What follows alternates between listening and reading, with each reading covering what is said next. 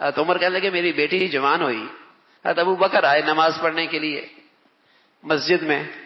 میں نے کہا ابو بکر میری بیٹی جوانی ہو گئی ہے, رشتہ کر لو.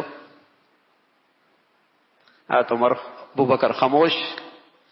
کچھ دنوں کے میں حیران ہوا, میں کہہ رہا ہوں اور یہ رشتہ نہیں کر رہے.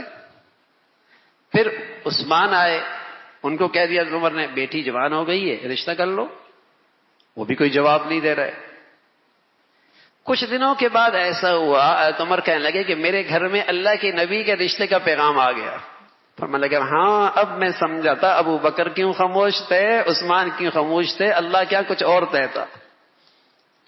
یعنی بے تکلفی کتنی تھی. ہمیں تو رسم و رواج نہیں مار دیا, تکلفات ہی نے مار دیا ہے. جو سب سے آسان چیز تھی وہ سب سے مشکل ہو گئی. سادہ زندگی تھی. اور پھر اس میں برکت ہے, سکون ہے, چین ہے, اور پھر اللہ رب العزت کی برکت کا تو کوئی ٹھکانہ نہیں ہے نا. کون پتہ نہیں اس رشتے سے اللہ والا پیدا ہو جائے, کون ولی اللہ پیدا ہو جائے, کوئی دین کا خادم پیدا ہو جائے, کوئی دین کا سپاہی دائی زندہ ہو جائے. برکت جو ہو گئی.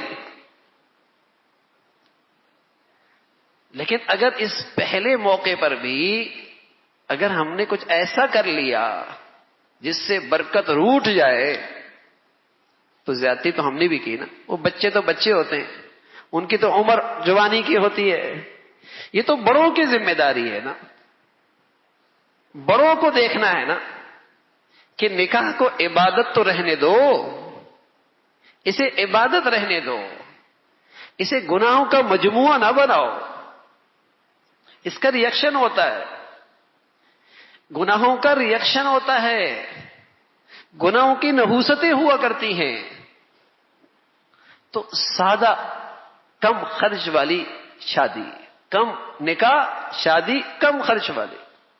تو رسول کریم صلی اللہ علیہ وسلم نے فرمایا اعظم النکاح ایسروا مونا, جس میں بوجھ کم, رسم و رواج نہ ہو, خرافات نہ ہو, اسراف نہ ہو, لینے دینے کی رسمیں نہ ہو.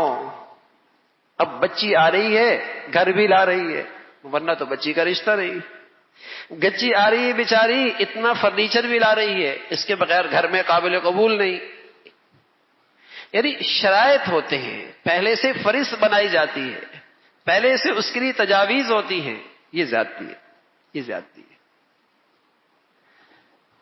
تو ہمارا دین سراسر رحمت ہے, اس میں سراسر اللہ کی رحمت ہی رحمت ہے, اس میں آسانیاں ہی آسانیاں ہے.